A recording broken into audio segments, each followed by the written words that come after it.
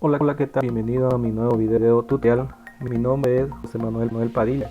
Soy ingeniero civil. Hoy les voy a hablar sobre los dos métodos que es el estado límite último y los estados límite de utilización que se utilizan en el diseño de elementos lineales de hormigón armado.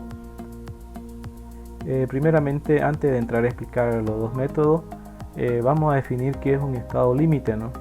El estado límite es el estado que define la incorrección para el uso de la estructura por razones de seguridad, funcionalidad o estética, rendimiento fuera de los estándares especificados para su uso normal o interrupción de la operación debido a la ruina de uno o más de sus componentes, ¿no? En otras palabras, es decir que el estado es el estado en el que la estructura no cumple con los requisitos para un funcionamiento completo y adecuado, ¿no? O incluso cuando su uso se interrumpe debido a un colapso en la estructura, ¿no? Entonces, una vez definido el estado límite, pasaremos a explicar sobre el primer método, ¿no? Que es el estado límite último, ¿no? Son los que, de ser superados, ponen fuera de servicio el edificio por colapso o rotura de toda la estructura o de parte de la misma. Los estados límites últimos son los que afectan a la capacidad portante del edificio, es decir, la estabilidad y resistencia, ¿no? En otras palabras, son los que corresponden a la máxima capacidad resistente de la estructura, ¿no? Los estados límites últimos se relacionan con la seguridad de la estructura y son independientes de la función, ¿no? Dentro de los estados límites estos pueden ser debido a cuatro factores, ¿no? El equilibrio, agotamiento, pandeo y fatiga, ¿no? Dentro del equilibrio, caracterizado por la pérdida de estabilidad estática, ¿no? Es decir, vuelco, deslizamiento, supresión y otros, ¿no? Esto se estudia a nivel de estructura o elemento estructural completo, ¿no? Luego tenemos el agotamiento, caracterizado por el agotamiento resistente de una o varias secciones críticas, sea por rotura o por deformación plástica excesiva. Esto se estudia a nivel de sección estructural. Luego tenemos el pandeo, ¿no? Que dice, sea de una parte o del conjunto de la estructura, se estudia a nivel del elemento estructural o de toda la estructura, ¿no? Por último, tenemos lo que es la fatiga, caracterizado por la rotura de uno o varios materiales de la estructura, ¿no? Por defecto de la fatiga bajo la acción de cargas repetidas, ¿no? Se estudia a nivel de sección, ¿no?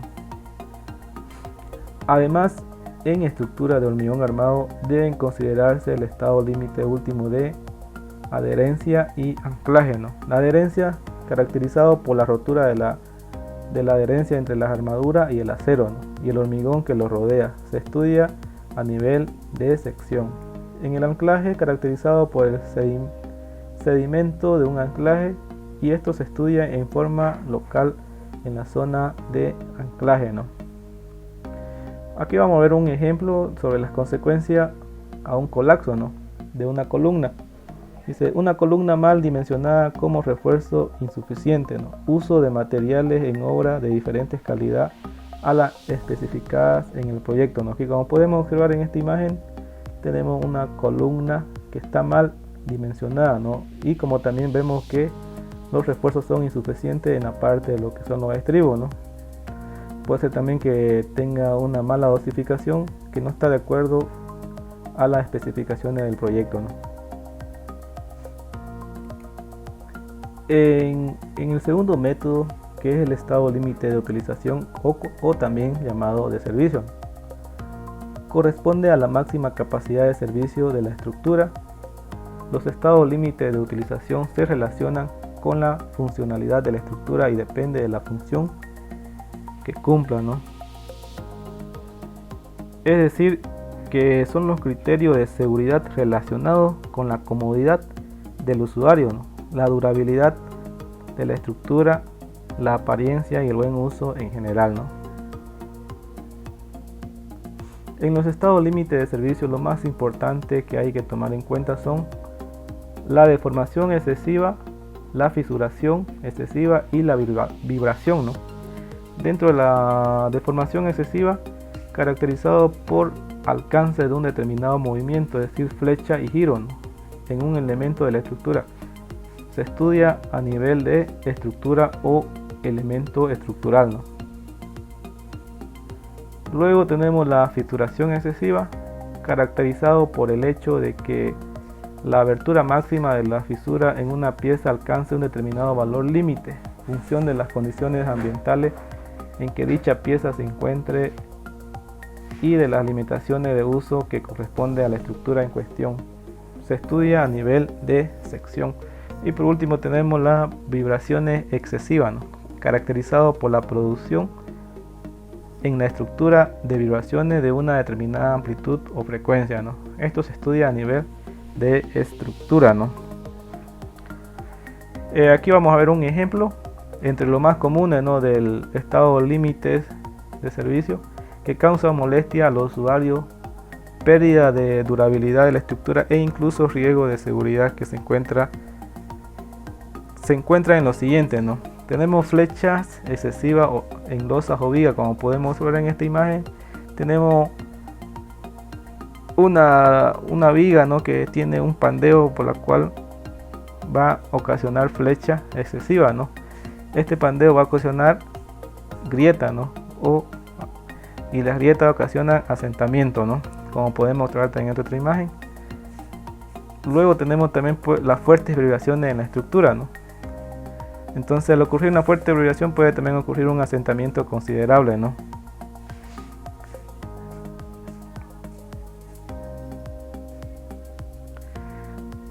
Bueno, haciendo recapitulando, digamos, de lo que hemos aprendido anteriormente, vamos a aprender a diferenciar entre los estados límites últimos y los estados límites de servicio, ¿no? La diferencia entre el estado límite último y el estado límite de servicio es que el primero, que es el estado límite último, está relacionado con la seguridad, ¿no?, de la estructura, es decir, cuando la estructura sufre una falla total o parcial o simplemente presenta daños que afectan su capacidad para resistir nuevas acciones, ¿no? Mientras que el segundo método, que es el estado límite de servicio, está relacionado con el funcionamiento de la estructura, ¿no? Es decir, afecta el correcto funcionamiento, pero no perjudica su capacidad para soportar carga, ¿no? Contemplan molestias no graves a los usuarios, ¿no? Luego, por último, vamos a ver la importancia de los estados límite, ¿no? ¿Por qué necesitamos saber tanto de los estados límite? Debido a que un buen diseño estructural debe cumplir con los requisitos de seguridad, porque cuando se alcanzan los estados límites significa que el uso del edificio puede volverse inviable, ¿no?, porque no garantiza la seguridad necesaria, ¿no?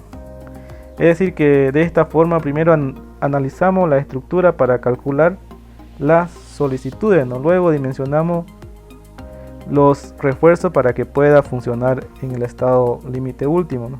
Y por último verificamos cada uno de los estados límites de servicio. Espero que este video te haya ayudado a resolver todas tus dudas, ¿no?, sobre los estados límite último y los estados límite de servicio para diseño de elementos de hormigón armado. Compartan este video, nos vemos en el próximo video en el que le voy a explicar sobre los valores utilizados en el análisis y diseño de estructura de hormigón armado. Hasta luego.